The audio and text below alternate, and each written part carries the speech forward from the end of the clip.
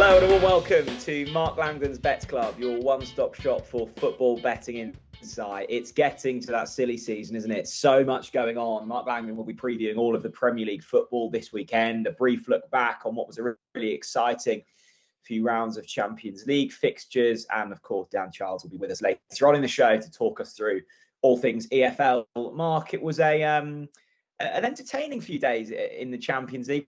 We'll start with Manchester United, who, as a neutral, it's great fun to watch. I suspect if you're a United fan, it's slightly frustrating at the moment.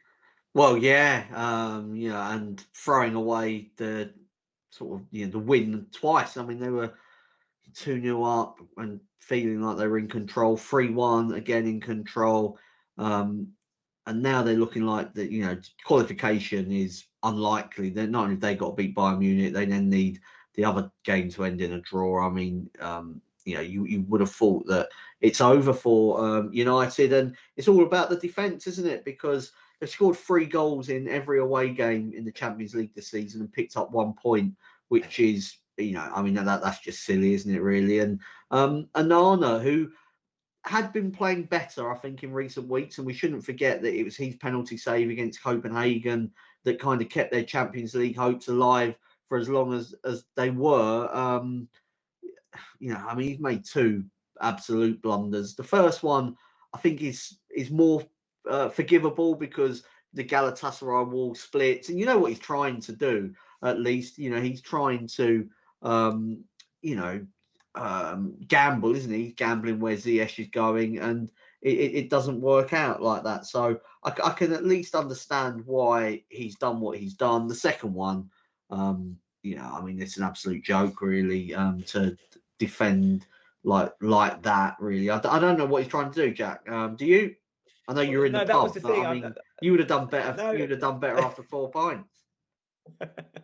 Probably better on 4 pints than sober. It's you see these kind of I was slightly it's always difficult to judge goalkeepers too harshly because they do have such a tough job and they are the last line of error. But like you say, it wasn't even, you could see what he was trying to do.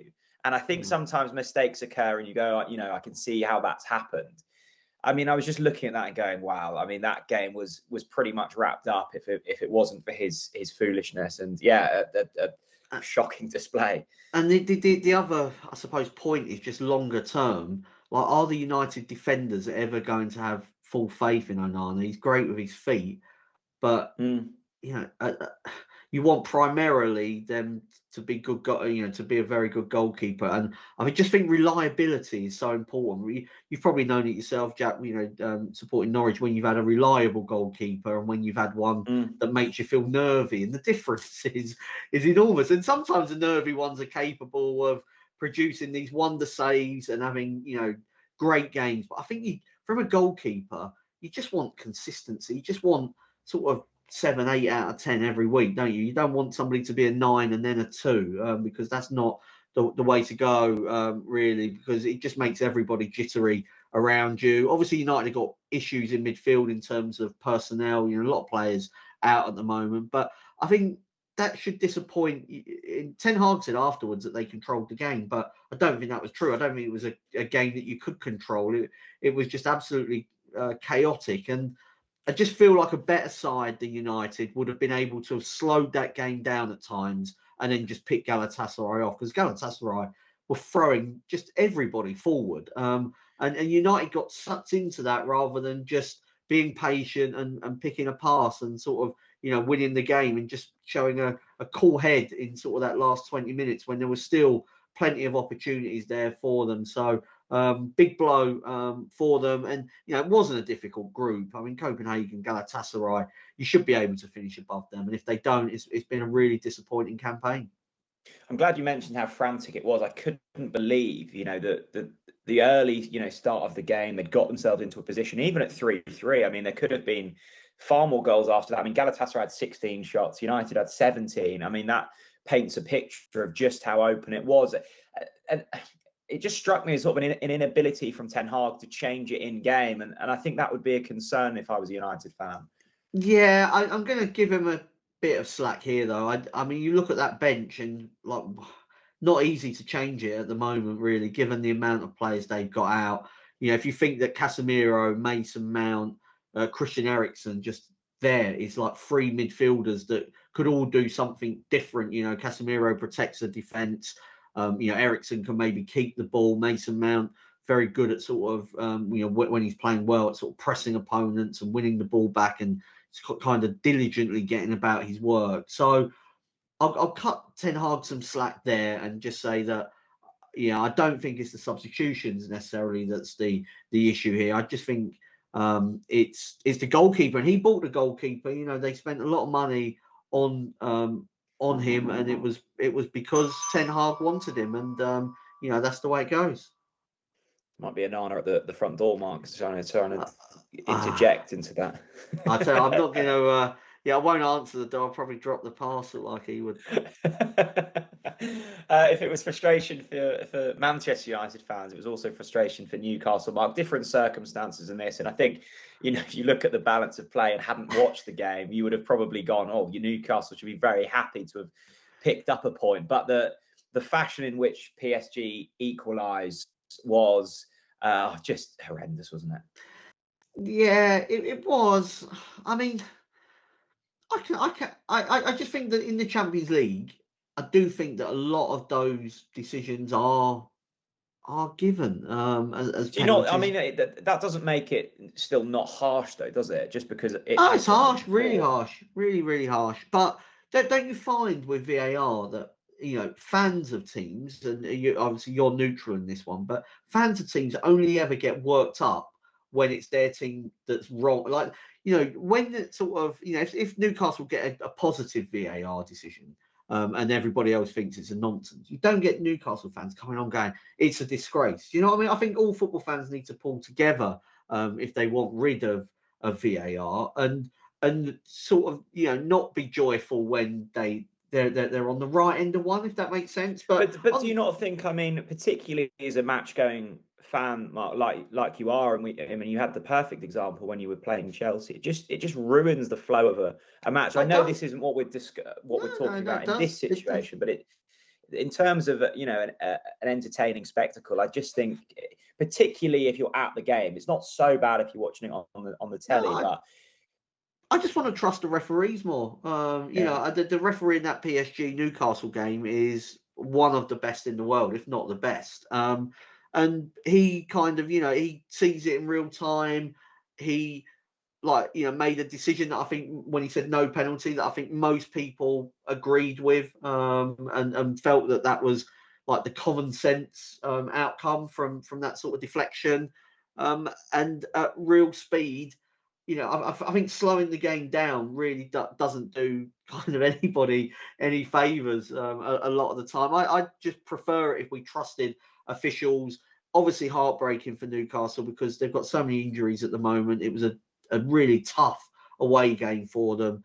They've kind of nicked the goal on the break. They've defended just like Atletico Madrid. I know Eddie Howe went to watch Diego Simeone, didn't he, a few years ago when he was out of work, and seems to have brought back some of that template. And they just put everything on the line and just tried, just their guts out, really. And it will have been an incredible blow. I mean, if you look at it from a neutral point of view, I mean, PSG had enough chances to win the game easily, never mind get a late equaliser. Bacala, he could have had a hat trick. He was second half sub, could have had a hat trick.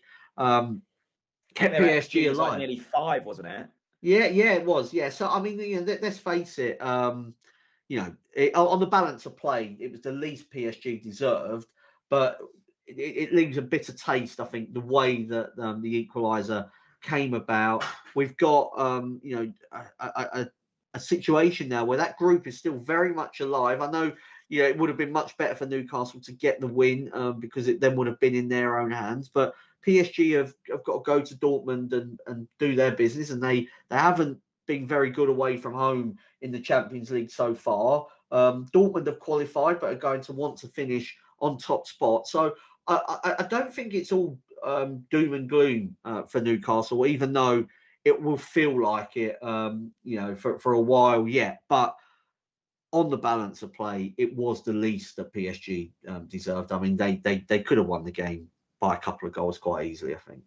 Yeah, it certainly sets that group up beautifully for the last round of fixtures. Quick word on Man City and Arsenal. Mark, Man City coming from behind to win.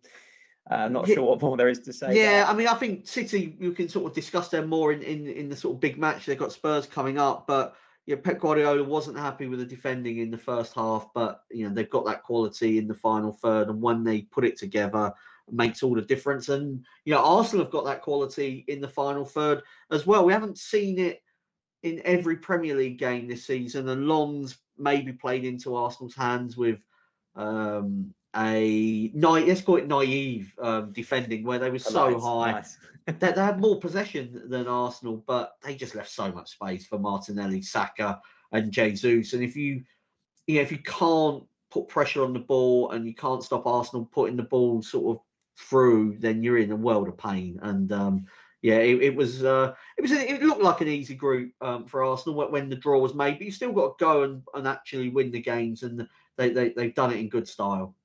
Top of the Premier League table, going well in Europe. Things looking up at Arsenal. There we go. We'll get on to discussing the English teams at length more throughout the rest of the show, Mark. Sad news earlier in the week. We heard about the death of Terry Venables, a man who had such an influence on the game, and I know you've got fond memories of him. A really sad bit of news. I know he'd been ill for a little while, but a huge impact not only on English football but across the continent as well. Yeah, so I mean, his Tottenham team was the first one that I can remember. As a Spurs fan, sort of late 80s, finished third in the league under him. Gascoigne and Lineker. That team then went on to win the FA Cup. Beating Arsenal, a kind of dominant Arsenal team in the semi-final. So when he was ousted by Alan Sugar, there was a lot of heartache at Tottenham at the time. I think virtually everybody was Team El Tel in that particular legal wrangle. And then he went on to a really popular Euro sort of England team because I think it shows that you actually don't need to win to be remembered. You only remember winners. But that Euro 96 team is still spoken about so fondly. Can still kind of see Gaza just not getting his toe to that chance against Germany in the semi-finals. But the win over Holland in the group stage, one of the absolute great moments, supporting England, the Gaza goal against Scotland as well. So, it's really sad news. I couldn't believe it, though, when I actually met him, that he wasn't a punter, because I don't know. I mean, you just assumed Terry Venables, he liked to drink. He was sort of lad about town. You just assumed he was into his betting as well. But we spoke to him after he did the presentation for when Steve Palmer won one of his 2 Sports Betting Journalist of the Year awards. And he said that betting was one of the few vices he hadn't taken up. But a real popular figure as a football manager. And even before that, I mean, I obviously don't remember him as a player, but I think somebody that had an impact on a lot of lives. There's a lot of love for him, other clubs as well as Spurs. But certainly somebody that I'll always remember. I think you're right in saying, Mark. I mean, it's just as true now as it was then. I mean, football, at the heart of it is about winning, but you can be remembered as a great by not necessarily winning. I mean, Euro 96 was before my time, but having sort of read about and listened to it and watched some of the matches back, like England weren't particularly impressive in some of those games, but that tournament will be remembered so fondly forever, thanks to, Venables and what he did. And also, like, having read a bit about his kind of tactical work, like really ahead of his times. Yeah, I think definitely that, I mean, you sort of, when people talk about sort of, Barcelona, him playing a very different style to kind of what they were used to and revolutionising them. I did a little bit of name dropping. I was working with Mark Bosnich on Australian TV earlier on this week, and he was saying that the Australian players, when he went to manage Australia, like, they'd just never been the ones that because at the time, not many were in sort of Europe. They were still playing in the homeland, and he said like, it was something that the players, their eyes were just like wide open, like they couldn't believe the detail that was going into it. He was on way ahead of anything they were used to at the time. So a sad loss. He lived until he was here, he lived a very good and positive life. So thank you, El Tel, for all he did at Spurs. Absolutely. Thoughts with his family. Right, let's get on to the Premier League action.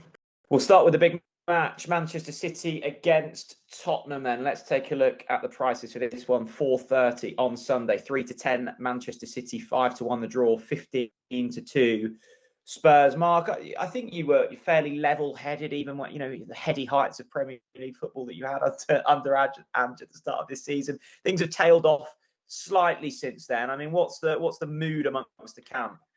I'd say it's mixed. The popular podcast did a show this week where how much Ange is too much Ange, and so there are questions being asked. It was a very bullish team. About questions being asked about Ange? Well, the team he picked was very, very attack-minded against Aston Villa. Like some would say, it was bordering on kind of crazy to not have a defensive midfielder or a centre back in it.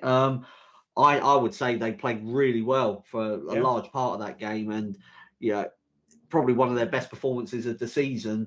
I said before, Jack, they were really hot. They were running hot. They were scoring all their chances. They were nicking games late on. They were probably conceding too few goals on the chances they were giving up, and the luck was riding with them. It flipped, and they played really well for the first 20 minutes against Chelsea. Then you get red card, the game absolutely changes. Concede 2 goals in injury time at Wolves. They didn't play well in that game, but on another day you see it out and it's a win. And then against Aston Villa, I thought Martinez was the man of the match, and they could quite easily have won that game. But it is 3 losses on the spin, and I suppose the Ange bounce has gone, probably going to be 4 after this trip to the Etihad. But so many injuries, a lot of suspensions. I'm pretty chilled out about this. They were never going to win the league. I mean, anybody that was sort of seriously talking them up as title contenders, I think was that was nonsensical. What they're trying to do is dream, though, Mark. You've got to have a little. But to dream is fine. But then to throw it on the team that they're kind of blowing a title chance is just a load of rubbish, really. This is a team that's trying to qualify for Europe. They'll be hoping it's Champions League, but I don't think anybody was expecting much from them this season. They've probably overachieved to some extent, and the kind of balance of the results is what it's gone from extremes, isn't it? So high of winning all them games, and then you get the lower 3 losses on the bounce. If they would have like won 1, lost 1, won 1, lost 1, there wouldn't be this panic that's in some places, not in all. I think most supporters are pretty sensible about it. But one thing is for certain, the manager's not going to take a step backwards. He clearly defined how he wants to play, and those players that can do it will stay, and those that can't, and you look at someone like Højbjerg and Eric Dyer, he just doesn't think that they can do that job, and they both played against Wolves and the team didn't play well. So I think Postecoglou is very much about the process and not the result, and initially at least. And I think the process against Aston Villa was better than in a lot of the wins. But I mean, they've got it all on here. Without Romero and Van der Ven going to the Etihad is difficult. City, though, not perfect, Mark. I mean, it's a tough game. They're basically 3s on. It's but more drop points last weekend. I think we'd really bigged that game up, hadn't we? And actually, I wasn't overly impressed with what I saw. I don't know if it was the early kickoff factor but they're not humming at the moment. No, that's absolutely fair. 2-0 down against Leipzig. They're not defending particularly well. They're not controlling the match like you expect them to. And even in the final third, like against Liverpool, just lacked that killer instinct, really. There were not loads of chances for them, but there were opportunities to create the chance, if that makes sense. And like, Doku, he's a very exciting player.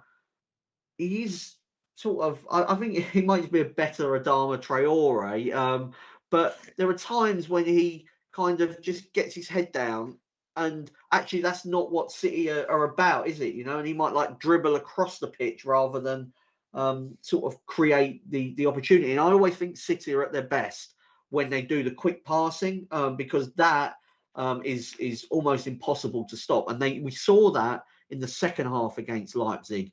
Foden started getting onto the ball more, and they just zipped it around. And when they do that, I mean,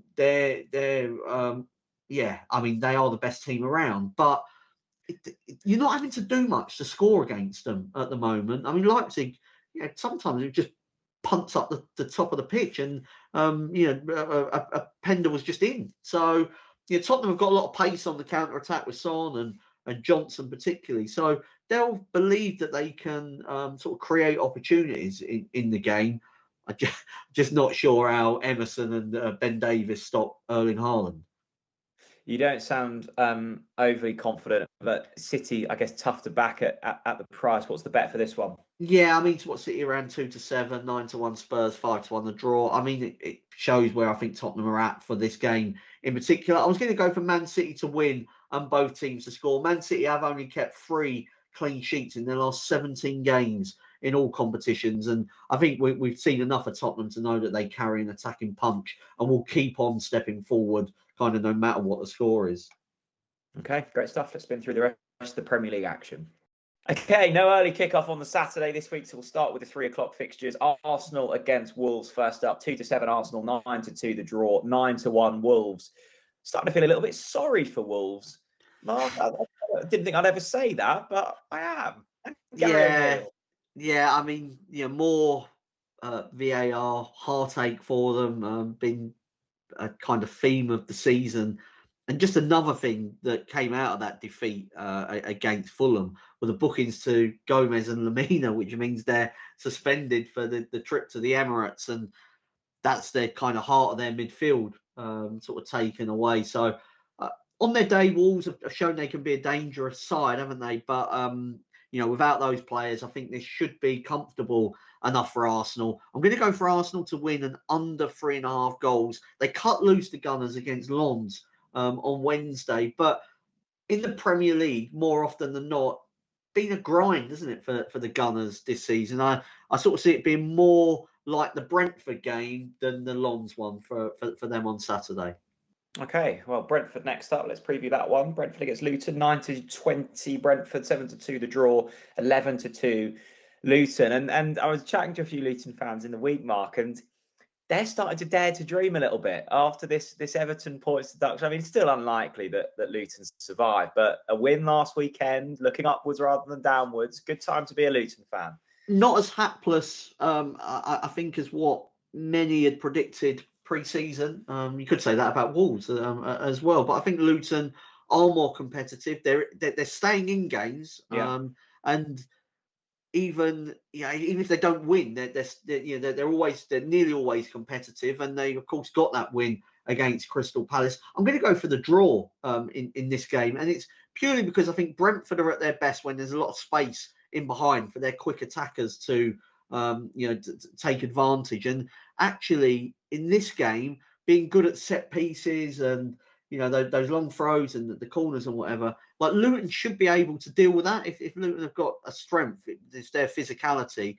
Brentford, in games they're expected to win, they don't always win. Now, they did beat Burnley, but if you look, they lost to Everton. They've drawn at home to Palace and Bournemouth as well. So they're not a team I like at really short prices, Brentford. I think they're almost sort of more suited to playing against better teams.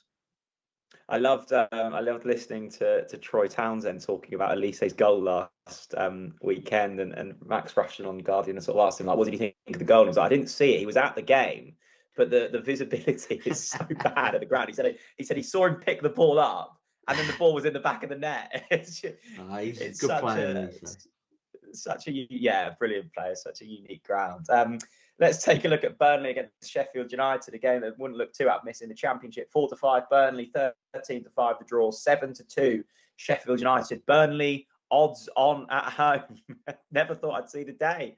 I'm going to go for them. I'm going to go for them to win. Yeah, they dominated large parts against West Ham last week. I know they lost the game 2-1 in the last 10 minutes, but if you look at the 4 points, they have come against Nottingham Forest and Luton, and they've only played one bottom half team at home so far this season. So I think that there's an opportunity here now for Burnley, and they've got to take it. And I mean, Sheffield United were terrible against Bournemouth last week. I know, really poor performance. Didn't expect it after a couple of good results, but sort of really slipped back into the bad old ways.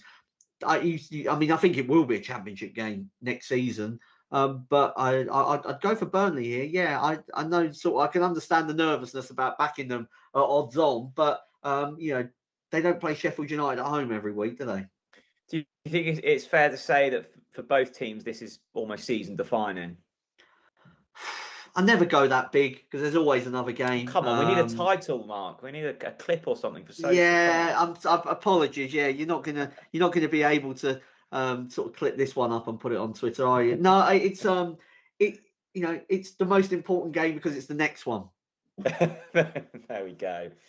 God, always so sensible. Saturday, 5:30, Forest against Everton, 7-4 Forest, 9-4 the draw, 8-5 Everton. It kind of quite sadistic, really, Mark, after Everton's big old prep for the United game, and the fans kind of giving it two fingers up to the Premier League, and then the game was sort of ruined within 90 seconds for them, and this doesn't look a particularly easy trip either. No, but I'm going to go Everton draw no bet. I mean, Forest do all of their best work at the City ground, but that 3-0 against United, Garnacho scores an unbelievable goal that changes the whole dynamic of the game, as you're kind of referring to. And in the first half, I still felt like they were the team more likely to get the next goal. The penalty decision is close one. I think sometimes they're given, sometimes they're not, and that really just took the game away from Everton. But they created chances. Onana, who we've given put the boot into, made some good saves. And I think generally speaking this season, Everton have played reasonably well, despite what obviously now the 10 points makes it difficult or more difficult for them. But yeah, Everton draw no bet. We've got an 8 o'clock game on Saturday. It's Newcastle against Manchester United. Newcastle odds on 19-20, 11-4 the draw, 13-5 Manchester United. I mean, both of these sides have had European action midweek in quite demanding fixtures. How do you see this one playing out? I thought Newcastle were an okay price, actually. I think obviously the injuries and the fact that they've played, put so much in against PSG will make people nervous. But look at their home form. Beat Arsenal, they beat Man City, they beat Aston Villa, they beat Paris Saint-Germain, they beat Chelsea, and then sort of more routine who you'd expect them to beat, I suppose, Brentford, Palace and Burnley. But they've taken some big hitters down already at home. They have had an extra day compared to United to kind of get over that disappointment. United have got almost as many injuries as Newcastle, and yeah, I suspect that the games are, and I spoke to you earlier on in the season, didn't I, and said that I don't think Newcastle are in a great position to be able to play all of these games in quick succession, and I don't think that they are. But this is a winnable game, I think, against a United side that, despite what the form table says, still aren't playing very well. Okay, on to Sunday's action. Bournemouth against Aston Villa. Villa going incredibly well, Mark. Were you impressed with them at the weekend? No, I wasn't. Unai Emery, kind of high defensive line, been praised because it catches teams offside. Look, if the tactic was to let Tottenham have chances and hope that they missed them or Emi Martinez make saves, then it worked. But I thought that first half, Villa were not at the races for a large part. I don't think the offside trap is luck, though, is it? I think there was a stat that they've caught teams offside. It might be this season or the but last. Spurs broke that line a number of times and, just didn't score. That was the problem. Brennan Johnson missed a one-on-one. And man, Kulusevski, we put him up at 12-1 to score first. Inside, was it 3 minutes? He's one-on-one with Martinez and hits the post. I don't think it works. I'm not talking about the goals that were disallowed. That is part of what they're doing defensively. But I felt Tottenham broke that line far easier than they should have done. And actually, Unai Emery made 2 changes at half time, so he wasn't happy with the first half performance. Second half, it was more controlled from them. Ollie Watkins is a threat up front. I think this is an awkward game against improving Bournemouth. I'm going to go for Bournemouth or draw, double chance. The Spurs game, Villa conceded an XG of 2.3, so that's not good defending. And Bournemouth at home, they've beaten Newcastle, they've drawn with Chelsea and West Ham, so they might be able to get something in this game. Where of course Villa have got a Europa Conference game on Thursday as well. I mean, I guess the argument, Mark, from Villa fans would be, well, we've seen enough, and it clearly is a sustainable way of playing. And the credit to it is at home. It is at home. They've won a lot of games. Saw an issue and changed it. And so often managers don't have the ability to kind of change it in game like that. So credit where credit's due. Oh, sorry. Yeah, I was just saying that I'm not sure that the initial tactic worked. I think that actually he is somebody that is capable of changing matches. But when I watched them, because I think the initial question was I impressed with Aston Villa? I think my initial impression was I can see why they got absolutely tonked at Liverpool. Because of the space that they left in behind, and they also took a thumping at Newcastle, and maybe there just will be a couple of those a season, but risk and reward, isn't it? Absolutely. Let's take a look at Chelsea against Brighton. Chelsea 7-10, 10-3 the draw, 16-5 Brighton. Intrigued to see how this one plays out.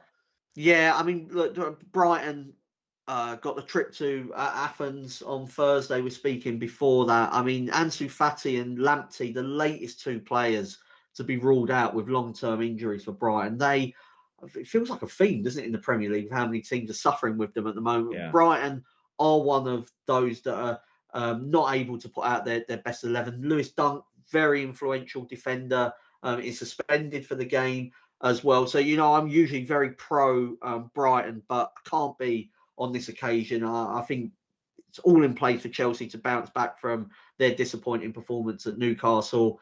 Don't want to back them to win the game because we just know that Chelsea have struggled in that department all season long. Going to play a couple of first goal scorers. So I'm going to split stakes on Enzo Fernandez at 16-1 and Conor Gallagher at 12-1.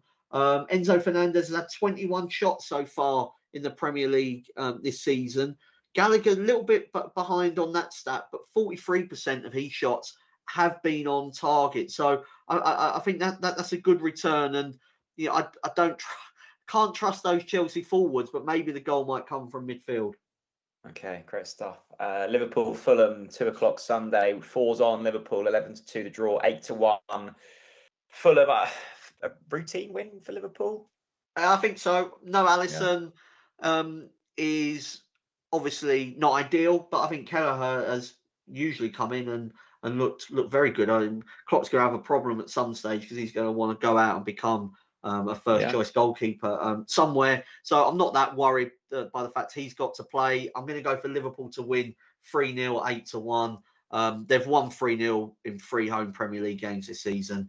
I mean, Fulham, I just repeat myself. They got 2 penalties. I'm not sure that either of them were penalties against Wolves, but just don't offer much, do they, in the final third? Bit stodgy whenever I've watched Fulham this season. Final Premier League game we'll be previewing this week's West Ham against Palace. This one, the live game. Even money, West Ham, 5-2 the draw, 14-5 Crystal Palace, Mark. Yeah, both teams to score. Shade of odds on, about 4-5. 11 of West Ham's 13 Premier League games this season have seen BTTS. Palace, with Elise back in the side, are a different team and a different proposition.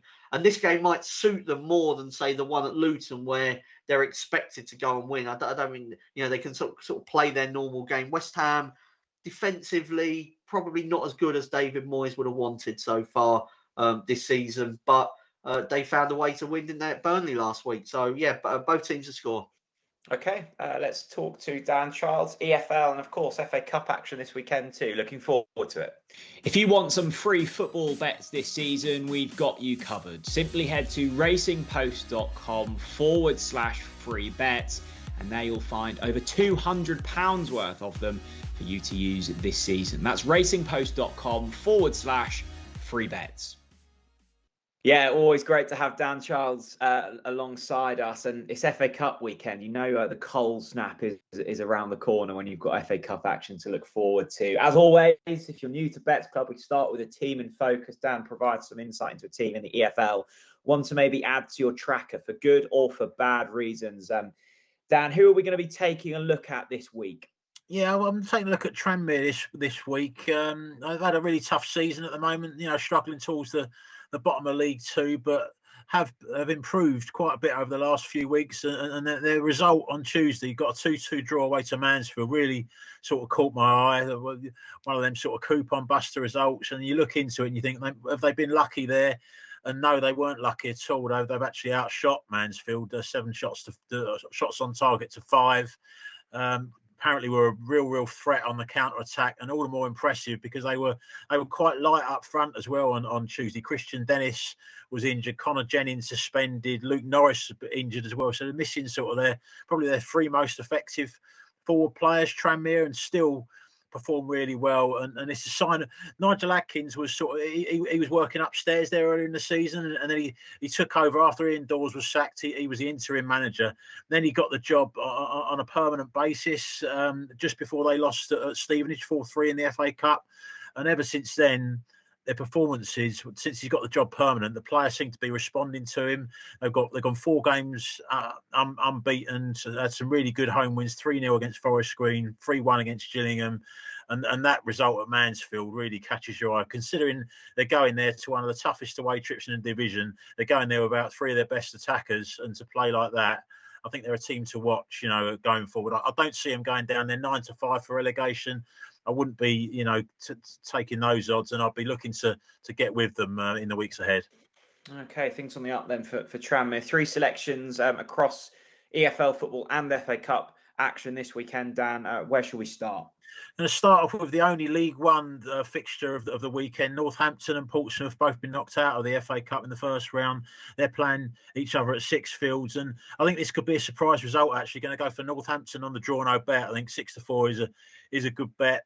Portsmouth were unbeaten like Mansfield for quite a while. Then they had their first league defeat of the season last weekend. They lost 4-0 at home to Blackpool, which was a big drop-off in performance. They did respond on Tuesday with a 2-0 win at Burton, but you actually dig deeper into the details of that game. And Burton, who have been on a really poor run, they had a lot of chances in that game, won the shot count 20-13, and Portsmouth as well in that game.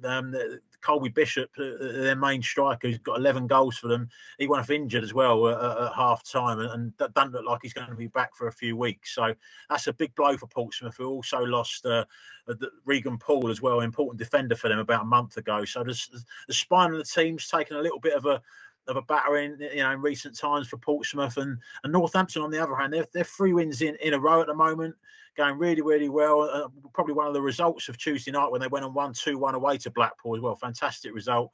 So Sam Hoskins, who's their star man, he got an assist and a goal. He's up to 11 goals now for the season. So Northampton going well, and I think they could nick a surprise win at the weekend.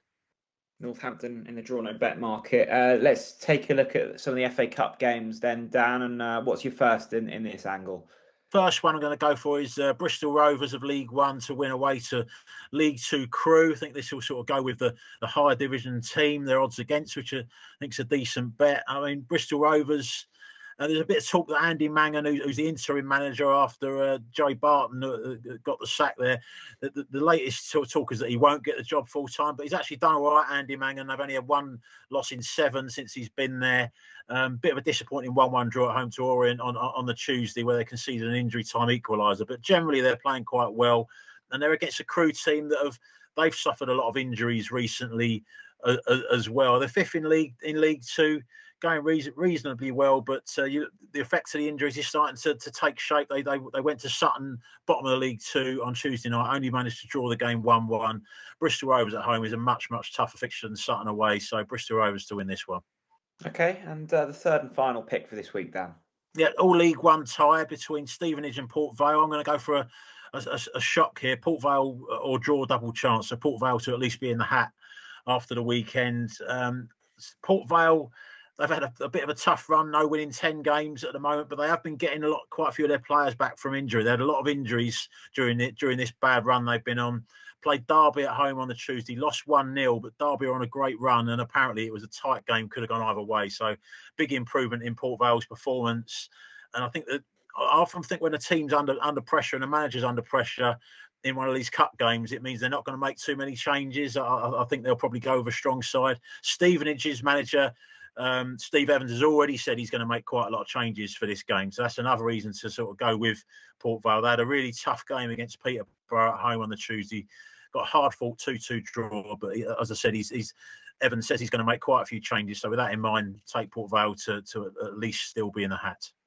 Okay, so we've got Northampton draw no bet, Bristol Rovers and Port Vale will draw in the double chance. Dan, thanks as always. You're welcome, Jack. Okay, let's get a roundup then of Mark's best bets for this week. We'll have a bet builder, a treble, and also Mark's best bet. We shall start with the bet builder, Mark. Going to go for Newcastle to win at home at St James's Park. You know, they've already taken down some of the real big hitters, PSG, Man City in the cup. They beat Arsenal, thumped Chelsea last week. One of the reasons they've been so good at home is the form of Ishak up front. So going to go for him to score. Obviously had his injury problems, but when he's been fit, absolute live wire. Scored against Paris Saint-Germain. And the most likely person, I think, to take advantage of any kind of further nightmares in that Red Devils defence. And then to complete it, Joe Linton to be carded. He was a favourite of bet builders, sort of creators last season. He got loads of cards, felt like every time he played. He's only had 4 in all competitions this season, so he's behaving better.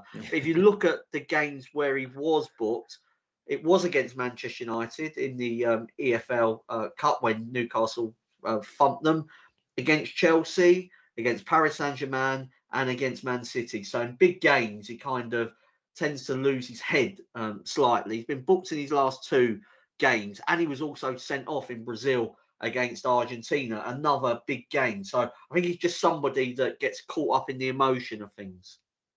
Okay, that returns around about 9-1. Obviously, shop around for best price. So that looks good, Mark. Let's get a treble from you for this week. Up for the FA Cup, Blackpool to beat Forest Green. Forest Green are really struggling at the moment in League 2. Blackpool got a lot of goals in them. Another team that got a lot of goals in them sort of in recent weeks, Wrexham, going for them to oblige a short price against Yeovil, and will complete the treble, which returns around about 3-1, by going for Atletico Madrid or draw in the double chance market away to Barcelona. I watched Barcelona on Tuesday. They were the live sort of game on Australian TV. I did have 1.5 eye on that Newcastle v Paris Saint-Germain game, so it's difficult to kind of be drawn away from it. But what I did see at Barcelona was most unimpressive. I think you used the word stodgy earlier on the pod. I mean, Barca, so stodgy. Missing the injured Gavi. Lewandowski doesn't look like anything like the player he was a couple of years ago. And the Olympic Stadium is absolutely soulless. And I think that they're struggling to recreate that kind of Camp Nou vibe at their temporary home. Atletico Madrid are just, a difficult team to put away, well organised. You know what they're going to do, and then they've got Morata and Griezmann up front as well. So yeah, Atletico to avoid defeat. We spoke about long-term injuries earlier on in the show, didn't we? Such a shame that Gavitt is he out for? Was it? Yeah, he's going to miss the Euros ACL. Yeah, not good at all. We'll finish things off this week with your best bet, Mark. Yeah, I'm going to go for Man City to win and both teams to score against Tottenham.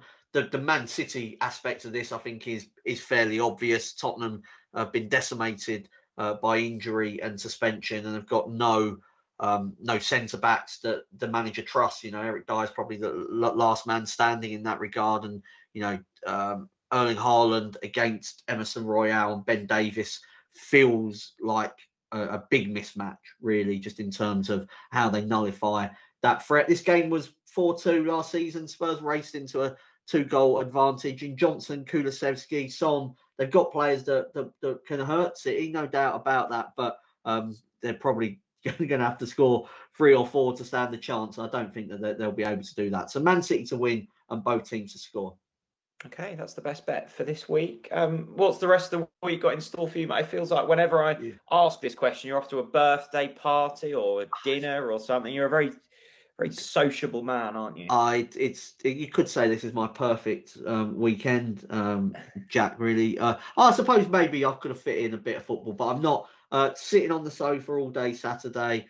Wife and kids out, sort of, doing a Santa visit type thing on the Sunday. So yeah, I probably fancy seeing Santa. No, not this year. I think at the age of that, once you get to 40, it's probably time to give up the sitting on Santa's knee. So I'm going to avoid that. So a bit of peace and quiet on Sunday as well. Lovely jubbly. God, sounds ideal.